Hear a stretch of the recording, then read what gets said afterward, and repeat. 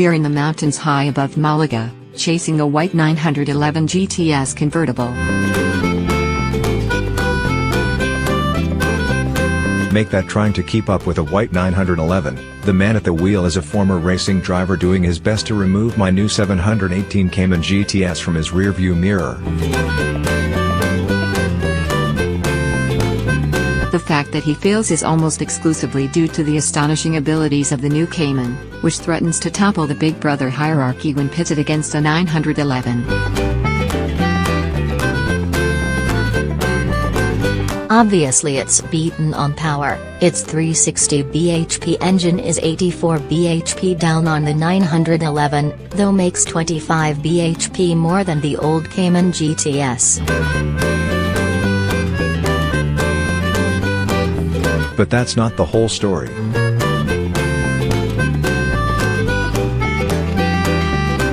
The Cayman's 2.5-liter turbocharged flat 4 is lighter, more compact and less thirsty than the coveted 6.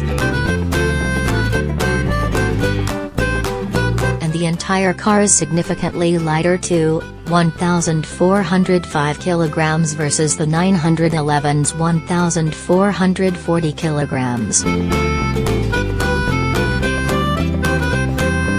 Add in the Cayman's well-balanced sports suspension, which lowers the center of gravity by 20 mm compared with the standard model, and the mid-engine layout, and the 911 has a problem. In terms of handling, the Cayman has the edge. The weight distribution is not as tail-happy, the cornering grip on warm tires has that magic touch, the precise steering relays all the road contact you could ever ask for straight to the fingertips, the brakes got me out of a tight spot more than once, and the diff lock processes power and torque with minimum fuss and maximum efficiency. There is a downside to the extra weight on the front axle, though, through downhill bends, and whenever you overdrive the front tires, you can expect sudden understeer.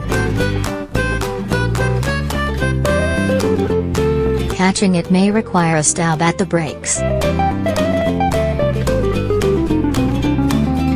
But realistically, the biggest enemy of the Cayman GTS isn't the 911, it's the Cayman S. It costs £8,000 less and makes 345 bhp, so the difference in absolute performance is negligible. With Sport Plus and launch control activated, the GTS thunders to 62 miles per hour from 0 in 4.1 seconds. The S takes only 1/10 longer, and its top speed of 177 miles per hour is only 3 miles per hour slower than the GTS's.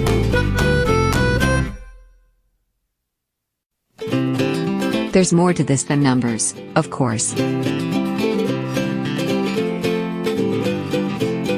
The GTS gives better feedback, has sharper responses and finer balance. If you ignore the traditional numbers and instead count the butterflies in your stomach before each drive and your heart rate on a challenging road, the GTS wins. It's a more exciting car than the S.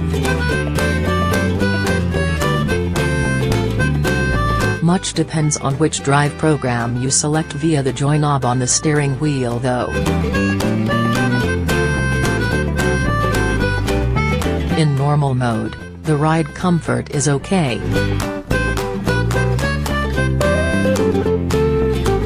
In sport, the drivetrain sharpens up.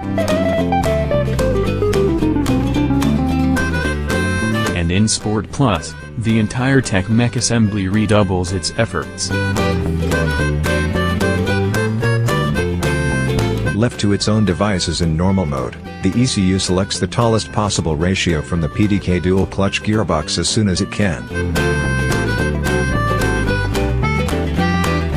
Trundling along at 1,700 revolutions per minute in 7th gear may save trees, but the engine sounds coarse and unpleasant.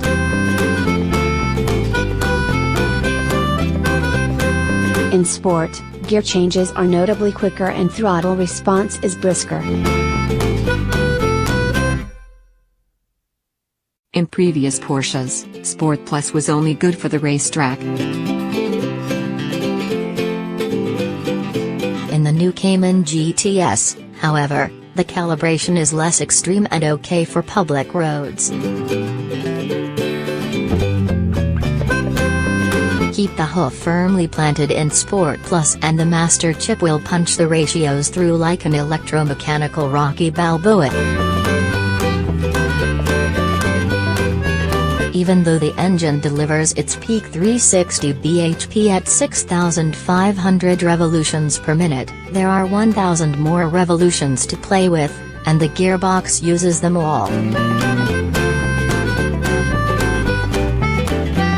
The GT4 returns next spring, but since all my rich aunts and uncles are still fit and well, it unfortunately doesn't enter the equation. The GTS polarizes.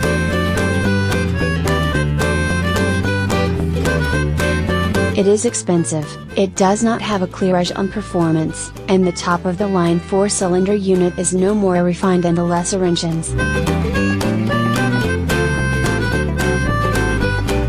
On the other hand, it looks sexier, has a potentially higher resale value, and when everything falls into place, road, traffic, attitude, the 360 bhp Cayman easily matches the 444 bhp 911 ingrins per mile.